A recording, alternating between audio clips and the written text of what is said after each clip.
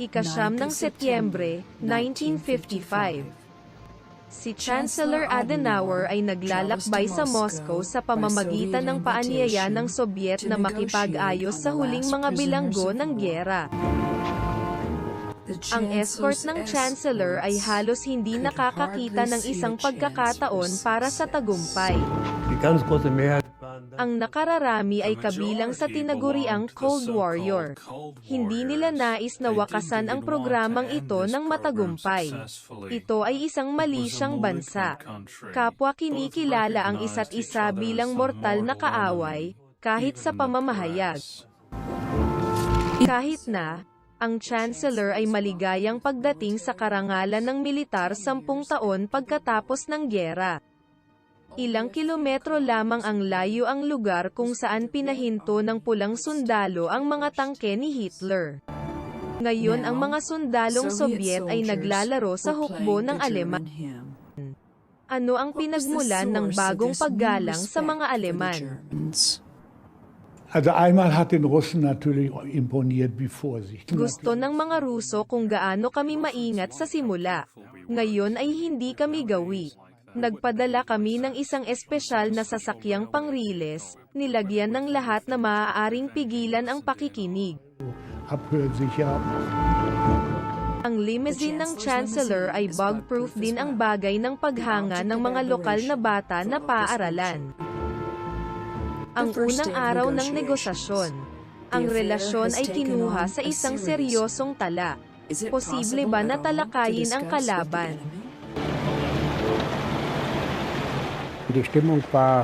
Napakapanahunan ng kalagayan at mas gugustuhin kong tawagan itong nagdududa. Wala akong naniniwala sa tagumpay. Upang iligtas ang 10,000 mga bilanggo sa gyera ng Aleman. Ang huling mga higit sa 3 milyon.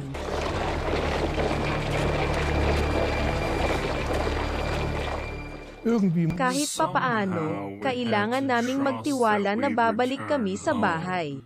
Kung ang isang tao ay nawalan ng pag-asa o pananampalataya sa pangkalahatan, ang mga taong iyon ay namatay. Ano ang walang kamalayan si Adenauer? Ang desisyon sa kanilang paglaya na nagawa ng mas maaga. Ang lahat ng mga bilanggo ay kailangang punan ang isang palatanungan na nagtatanong sa aling Germany na nais nilang bumalik. Kung gayon ano ang karapat-dapat sa imbitasyong ito ng Russia. Ich glaube, dass die Russen wohl auf jeden Fall entschlossen waren. Sa palagay ko ang mga Ruso ay nagpasya na palayain ang mga bilanggo sa anumang kaso. Nagsasabi sila tungkol sa presyo. Preis dafür vorher kassieren konnten. Sina Bulganin at Khrushchev, ang dalawang malalakas na pinuno ng imperyo ng Sobyet, ay bumisita sa East Berlin.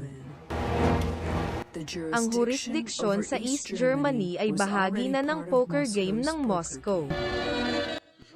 Ang mga mamamahayag mula sa buong mundo ay nasasaksihan ang pagpupulong ng dalawang delegasyon.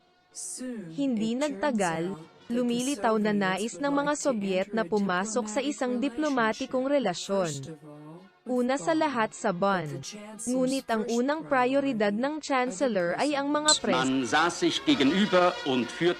Nakaupo sila sa tapat ng bawat isa at nagkaroon ng isang palakaibigang usapan. Ngunit ang ngiti bago ang komperensya ay hindi dapat labis. Kahit sa unang araw ang unang krisis.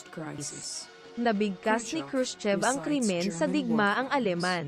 Adenauer antwortete darauf und sagte, ja, das ist wahr. Sumagot si Adenauer ng mga sumusunod. Oo, totoo ang lahat. Ngunit ang mga kakilakilabot na bagay ay nangyari rin noong sinalakay ng hukbong Sobyet ang Germany, matapos ang lahat ng ito.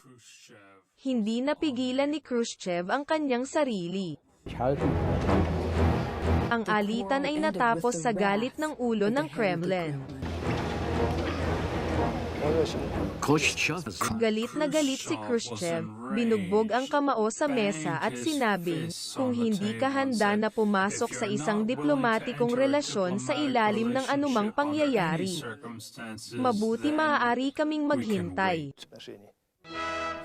Para sa mga araw pagkatapos ng salungatan, naiimpluwensyahan ng parehong larawan ang mga negosasyon. Walang konklusyon sa talahanayan ng negosasyon. Telegrapo ng mga mamamahayag muli. Walang pag-asang sitwasyon sa Moscow. Ang magkabilang panig ay mananatiling matatag. Lumipas sa oras si Adenauer sa pamamasyal. Tapos sa gabi ng ballet at uminom na ulit at ulit. Alam ng Chancellor na sa Russia. Pagkatapos lamang uminom ng vodka, posible na talakayin ng taos puso.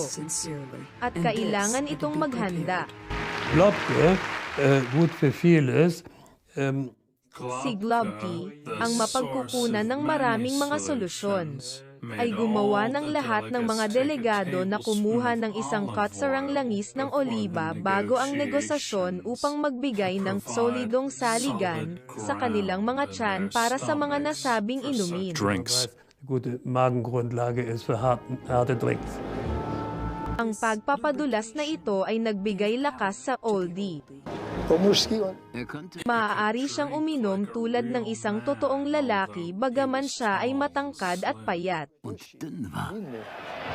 Sa huling piging ang kasunduan. Mga relasyon sa diplomatiko alang-alang sa mga bilanggo. Ginawa ng Chancellor ang pagpapasyang nag-iisa sa amin dati. Naguguluhan siya. Labis akong nagulat nang biglang tumayo si Adenauer at sinabi, mga kababaihan at Ginoo, malapit ka nang masaksihan ang napakahalagang sandali. Nagbabala si Adenauer laban sa tratado dahil nakumpirma nito na medyo higit pa sa paghati sa Aleman. Ngunit pinirmahan ito ni Adenauer, una sa lahat sapagkat siya ay makatutuhanan. Kahit na sa pag-uwi, lumabas na tama ang kanyang desisyon. Para sa mga Aleman, ang pag-uwi ng mga bilanggo ay higit pa sa pagpapanatili ng mga karapatang internasyonal. Ang kasikatan ni Adenauer ay sumikat bilang isang resulta. Hindi pa niya naramdaman noon ang bansang ganito kalapit. Di nagtagal ay dumating na ang mga unang tren. Ngunit kailangan nilang maglakbay sa East Germany. Dito nag-ambala ang pag-uwi. Wir kamen aber nach Fürstenwalde und dort Dumating kami sa Fürstenwalde, sa kampo upang palayain sa East Germany. Hindi gusto ng karamihan. Ilan sa atin, oo, ngunit ang karamihan ay hindi. Ang kaguluhan ay nagsimula dito sa pagsisimula namin ng isang hunger strike.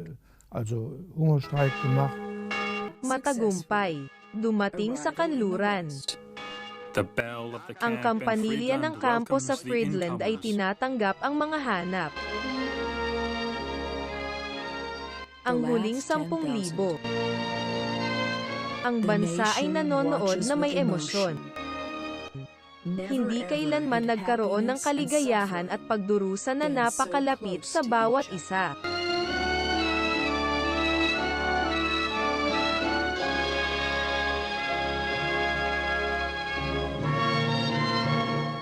Sa kalye ng kaligayahan ng muling pagsasama, kahit na maraming tao ang naghintay ng walang kabuluhan.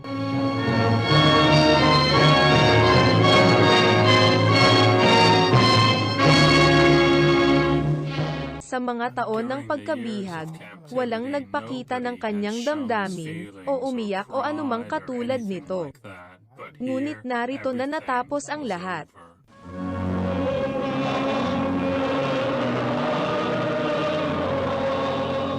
Ngayon dapat kang magpasalamat sa Diyos.